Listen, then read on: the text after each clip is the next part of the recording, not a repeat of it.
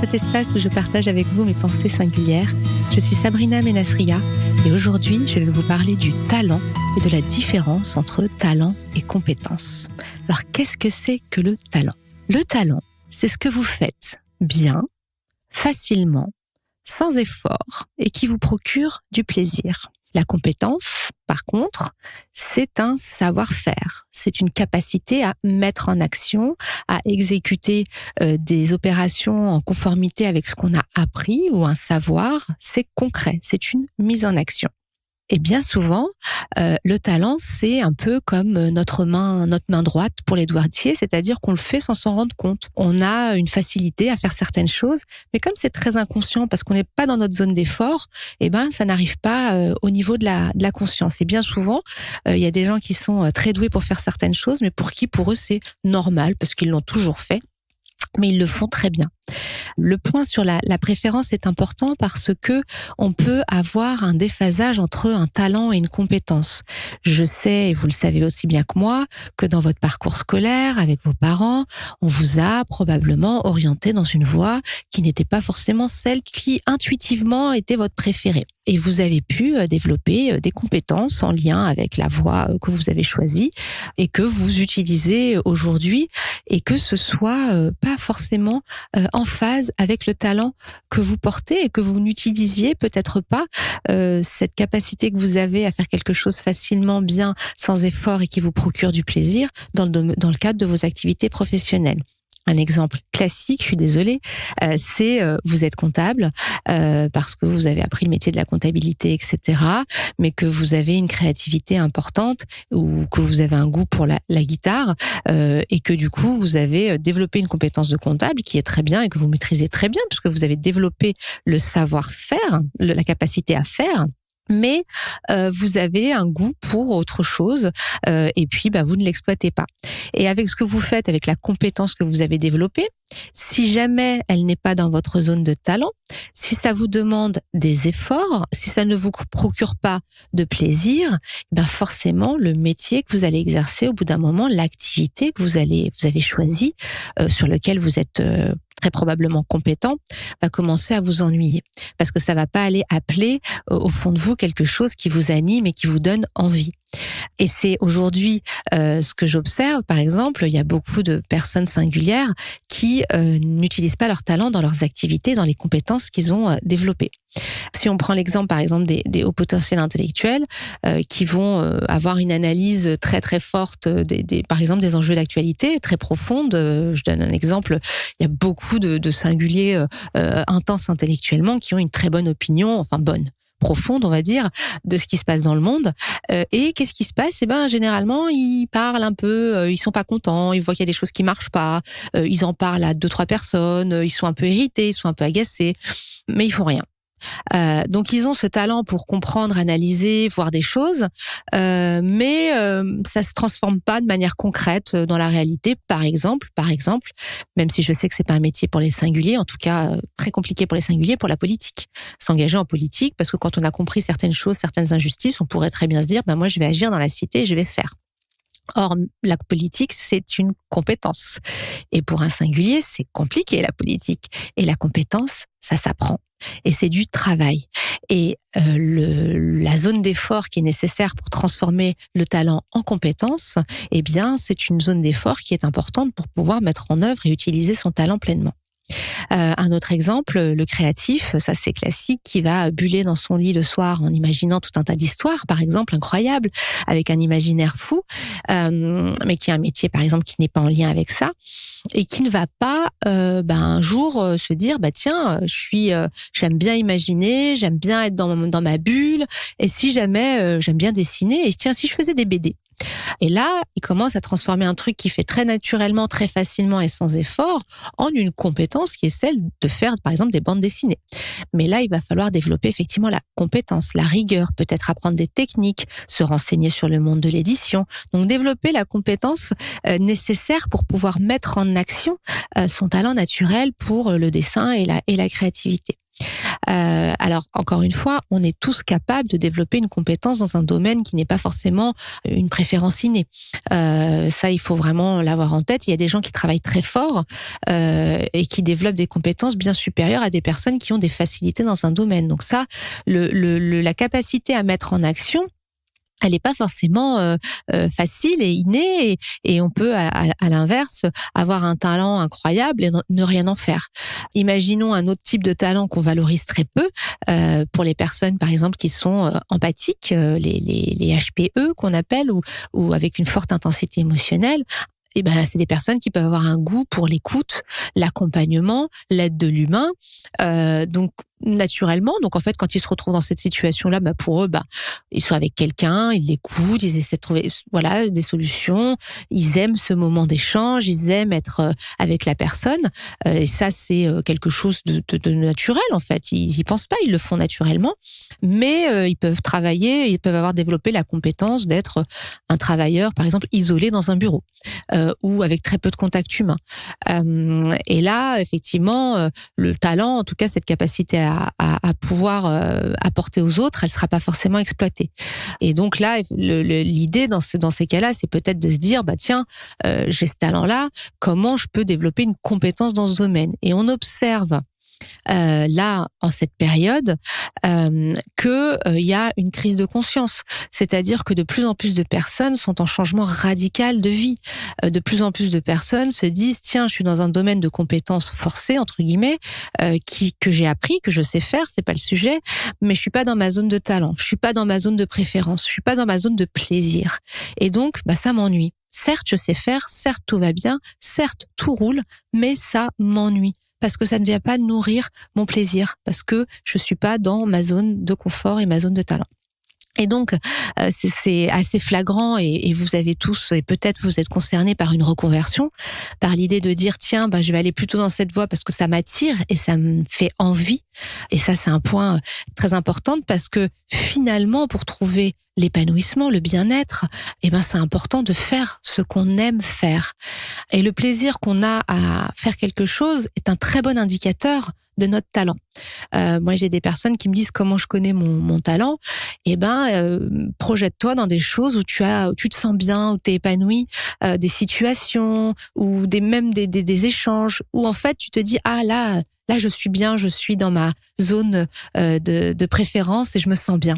Ça, c'est un bon indicateur. Ça dit évidemment pas à tout, parce que peut-être que vous êtes bien à dîner au resto avec des amis, à discuter, à rire. Ça va pas vous aider beaucoup sur votre talent, mais en tout cas, ça peut être un bon signal dans d'autres situations. Comme je vous le disais, le fait d'aimer être dans ses idées, le fait d'aimer être, par exemple, pour le créatif, allongé dans son lit, à imaginer, des histoires incroyables et à aimer prendre un bout de papier dessiné, bah là, vous savez que comme vous y éprouvez du plaisir, ça peut faire partie de votre zone de talent. Et donc, cette crise de conscience qu'on est en train de vivre et qui amène énormément de mutations dans nos vies individuelles, beaucoup de changements de direction pour aller trouver la voie qui nous correspond, qui va nous permettre de nous réaliser. Eh bien, cette crise-là, il y a beaucoup de personnes qui sont en train de la vivre en ce moment. Et chez les singuliers, c'est toujours pareil. Vous savez très bien qu'à cause de cette intensité, c'est toujours plus fort. Donc forcément, quand on s'ennuie ou quand on est dans un talent contrarié ou dans une compétence acquise mais qui nous procure pas d'intensité, qui ne vient pas nourrir cette intensité, ça peut être compliqué de rester. Parce que l'intensité, elle va demander, elle, comme toujours, elle est très gourmande. Elle demande à être nourrie. Elle vous dit, nourris-moi. Donc vous pouvez très bien, par exemple, pour reprendre l'exemple de la comptabilité et de la compétence que vous avez, faire votre boulot correctement et puis imaginer que vous aimez, par exemple, créer, prendre conscience que vous aimez la nouveauté, et puis vous dire, tiens, finalement, moi, je peux continuer à exercer ma compétence parce que c'est mon domaine, le domaine où je gagne ma vie, et ça me permet de vivre, mais peut-être y ajouter, aller nourrir ce talent que j'ai pour la nouveauté, pour l'innovation, et puis aller peut-être sur un projet ou essayer de trouver un poste où, par exemple, il faut mettre en place un service comptabilité, où il y a un projet d'envergure qui m'intéresse. Et je vais plutôt aller vers ce type de poste parce que finalement, ce que j'aime, c'est créer, innover et mettre en place des choses nouvelles. Donc, j'ai déjà la compétence technique, donc ça c'est super, ça aide énormément, et je vais aller nourrir mon intensité, mon goût naturel pour ça, et ça va me procurer du plaisir. Et comme j'ai déjà travaillé sur ma zone d'effort pour intégrer cette compétence technique, finalement, là, dans ce projet de mise en place, je vais pouvoir un peu, entre guillemets, m'amuser et pouvoir utiliser cette intensité que j'ai pas forcément l'impression d'utiliser aujourd'hui. Donc ça peut être aussi, on n'est pas obligé de remettre en question toute sa vie en permanence, mais ça peut être aussi des orientations, même dans des métiers que vous avez déjà, vers des zones des types de métiers ou des types de missions qui vont peut-être plus nourrir votre intensité. Ou alors autre chose, pour parler des intensités émotionnelles, des personnes qui aiment être entourées, qui aiment aider, prendre une position managériale par exemple, essayer de travailler, de développer une compétence managériale et de vous orienter si c'est possible vers de l'encadrement, pour pouvoir justement, sur la base de votre compétence technique, quelle qu'elle soit, que vous avez dans votre bureau, et ben pouvoir encadrer de l'humain. Et ça va permettre de nourrir votre intensité émotionnelle et toujours dans votre zone de talent. N'oubliez pas, le talent, c'est ce qu'on fait bien, facilement, sans effort et qui nous procure du plaisir. Donc ça peut être pour vous une source de satisfaction. Et moi, j'ai beaucoup de singuliers qui me disent quand j'ai pris des fonctions managériales, j'ai adoré parce que là, je gérais de l'humain, donc j'écoutais, etc. J'avais des problématiques humaines à gérer. Et là, j'étais dans ma zone de talent. Alors ils me disent pas j'étais dans ma zone de talent évidemment, ils me disent mais j'ai pris du plaisir, je me suis bien sentie parce que là, j'exploite quelque chose qui est important pour moi et ça va venir nourrir mon intensité. Donc vous voyez que c'est toujours très délicat en fonction des choix de vie, de savoir ce que vous voulez faire et comment vous orienter. Mais n'oubliez jamais, voilà, je vais pas répéter la définition du talent parce que je peux avoir tendance à être un peu en boucle sur un sujet, mais en tout cas, que vous puissiez identifier cette partie-là chez vous, parce que n'oubliez pas, en tant que singulier, que vous avez cette intensité qui va venir vous polluer en permanence et vous rappeler à l'ordre en vous disant, va vers quelque chose que t'aimes faire, purée, là tu t'ennuies. Et je vous rappelle, l'ennemi juré du singulier, c'est le bore-out, c'est le fait de s'ennuyer. L'ennui tue le singulier, symboliquement bien sûr. Et attention aussi, je le rappelle quand même, au burn-out, parce que de la même manière, si vous vous développez sur des fonctions managériales, attention au rôle du sauveur qui va sauver l'équipe, etc. Et attention au burn-out, parce qu'évidemment, ce qui peut se passer, c'est toujours l'opposé. Vous vous souvenez, c'est toujours cet équilibre délicat pour un singulier, entre le bore-out et le burn-out, la capacité, l'ennui mortel et le fait de s'épuiser, de trop donner, et donc la quête de cet équilibre émotionnel, en tout cas cet équilibre de vie qui est important. Donc si vous arrivez à vous développer dans votre zone de talent et dans votre zone de préférence, attention à pas trop y aller parce que c'est super stimulant, ça vous nourrit énormément, vous êtes hyper content et puis du coup vous vous oubliez et vous vous brûlez les ailes. Donc attention, vigilance là-dessus. Et quand vous avez la chance, moi je le répète très souvent, d'avoir ce talent, n'oublions pas évidemment que là je parle des singuliers en l'occurrence, mais que tout le monde a un talent. J'entends beaucoup dire aujourd'hui que le talent n'existe pas, le talent inné n'existe pas. J'imagine que pour un singulier intense, si vous avez essayé de vous débarrasser de votre intensité, vous vous rendez compte que c'est fichu parce qu'en fait on n'y arrive jamais. Et quand on la met de côté, elle revient par la fenêtre pour nous inonder. Donc on doit faire avec. On a du mal à la gérer. Mais évidemment que tout le monde a un talent et c'est la puissance de la différence cognitive de l'espèce humaine, c'est que chacun dispose à sa disposition un talent particulier.